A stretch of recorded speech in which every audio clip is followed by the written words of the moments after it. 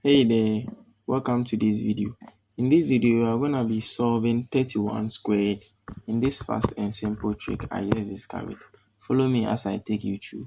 So we take our first digit, which is 3, and take the square of 3. 3 squared gives us 9. We can write 9 here. And we take the next digit, which is 1. 1 squared gives us 1. But for the sake of our trick, we are going to write 0, 1 to represent 1. It's the same thing. So now we take 3 times 1 and times the exponent, which gives us 3 by 1 giving us 3 and times the exponent giving us 6. So we can write 6 here and add a 0 to the end and sum it all up. 1 plus 0 gives us 1.